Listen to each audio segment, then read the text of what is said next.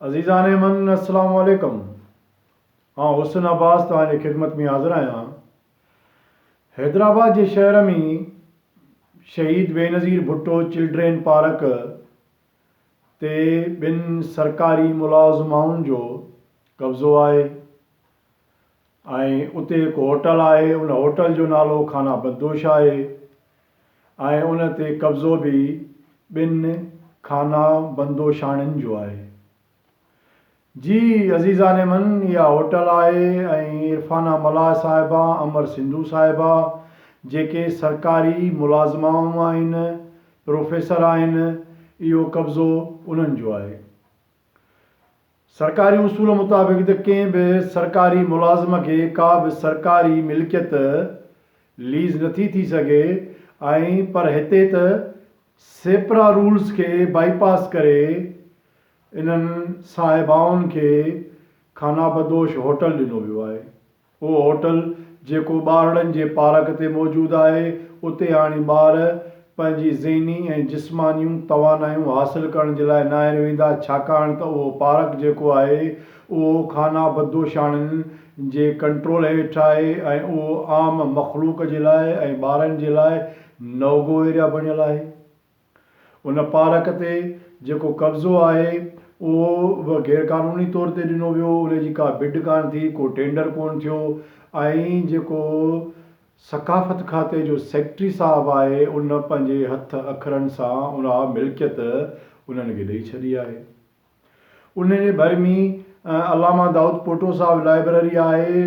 नौजवान पट ते वेहनि था, गप में वेहनि था, उते बेंचूं मौजूदु आहिनि, पर उन्हनि खे इजाज़त कान्हे का त उहे उन पार्क होटल जे भर में उन्हनि बेंचुनि ते वेही सघनि। इहा उन्हनि खाना बंदोशणनि जी हिकिड़ी वॾे में वॾी हिकिड़ी मतिलबु उन्हनि जो ॾाढ चइजे ऐं उन्हनि जी ज़बरदस्ती चइजे सिंध में, छाकाणि त मुफ़ाहमत जो हिकिड़ो आइनी उनखे हैसियत हासिलु आहे मोहतरमा बेनज़ीर भुट्टो साहिबा जी शहादत खां पोइ। ऐं उहा मुफ़ाहमत सियासत में हले थी, हर शोबे में हले थी ऐं दानश्वरनि में उहा वधीक आहे। दानश्वरनि जो हिकिड़ो मख़सूस तबिको उन होटल ते पंहिंजियूं रातियूं गुज़ारे थो, पंहिंजो टाइम उते ॾिए थो, उते महफ़िलूं थियनि थियूं, उन महफ़िलुनि में सकाफ़त खातो बि महिमान थींदो आहे। सरदार अली शाह साहब पाण शाइर आहे ऐं जंहिं महफ़िल में हूंदो आहे ऐं ख़ुशूसन उन महफ़िल में जेका सरकारी ख़र्च ते थींदी आहे उन में सिंध जा शाइर, अदीब, दानश्वर सहाफ़ी सरदार शाह साहब जा गीत पढ़ंदा आहिनि, उनजी शाइरी पढ़ंदा आहिनि।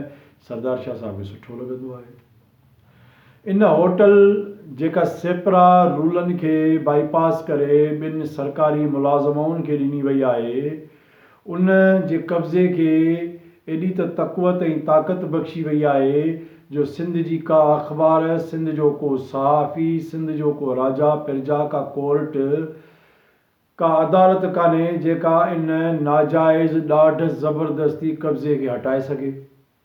ऐं उन कब्ज़े खे जेका सहूलियत ॾिनी आहे, उन कब्ज़े में जेका पुठ भराई आहे उहा सिधी साईं सरदार शाह साहब जी आहे। ऐं सरदार शाह साहब खे जेको आहे सो इन्हनि साहिबाउनि जी जेका महफ़िल आहे उहा तमामु वणंदी आहे, उन करे इहो कब्ज़ो उते बरक़रार आहे। इहे साहिबाऊं हूअं त सिंध यूनिवर्सिटी में लेक्चरार आहिनि, पर छाकाणि त इहे पंहिंजी नौकिरी न आहिनि कंदियूं, उन्हनि जी नौकिरियूं इन्हनि खां माफ़ आहिनि, छाकाणि त इन्हनि वटि ॿिया धंधा कमकारूं तमामु खोड़ आहिनि। जहिड़ो कि औरतुनि जे तहफ़ुज़ जे नाले में वॾा वॾा जुलूस कढणु, रैलियूं कढणु, उन्हनि में नाच गाना डांसूं, ख़ैर इहो उन्हनि जो ज़ाती मसइलो आहे। पाण त होटल जी ॻाल्हि कंदासीं, खाना बदोश जी। इहा होटल जेका आम माण्हुनि जे लाइ इन में पसंदि ऐं नापसंदि जो बि हिकिड़ो वॾो अमल दख़ल आहे। इन होटल खे कब्ज़े खे केर बि नथो छॾाए सघे, इहो गैर क़ानूनी कब्ज़ो आहे। ऐं इहे जेके मिसाल जेका इरफाना मल्हा साहिबा आहे उहा केमिस्ट्री जी प्रोफेसर आहे। ऐं नथो सम्झां त सिंध में मोहतरमा जा जेके केमिस्ट्री जा शागिर्द हूंदा उहे केतिरा होनहार हूंदा, उहे पंहिंजनि शोबनि में केॾा महिनती हूंदा, इहा त मूंखे न आहे ख़बर। पर जेको फ़लसफ़ो अमर सिंधू साहिबा पढ़ाए थी उहो इहो फ़लसफ़ो आहे त ॿारनि जे पार्क ते कब्ज़ो करे होटलूं क़ाइमु कयूं वञनि ऐं पोइ उते जेको आहे सो महफ़िलूं थियनि, पोइ नका झलनि पल हर का पसे पिरीअ खे। अहिड़े हवाले सां ज़रदारी साहब बि सरदार शाह साहब खे अदीबनि ऐं दानिशवरनि खे कंट्रोल करण जे लाइ कम ते लॻाए छॾियो आहे। काम पे लगा दो सुबह शाम लगा दो जो करे सलाम मेरा उस दाम पर लगा दो। इहो सिलसिलो सिंध जे अंदरि जारी व सारी आहे। उन पार्क वरी वॾी ॻाल्हि इहा आहे त उते म्यूज़ियम आहे, उते मुमताज़ ऑडिटोरियम हॉल आहे, उते लाइब्रेरी आहे, उते आम माण्हुनि जे अचण वञण ते सख़्तीअ सां पाबंदी आहे ऐं इन होटल जो कब्ज़ो जीअं जो तीअं मौजूदु आहे। उसूलनि त ईअं हुजणु खपंदो हो सरदार शाह साहब खे त इन चिल्ड्रेन पार्क खे वसी बणायो वञे हा। हिते रांदीका, हिते झूला, हिते ॿारनि जे जिस्मानी ऐं ज़हनी निशो निमा ऐं तवानाईअ जे लाइ जेको आहे सो उते को कमु करणु खपंदो हुयो।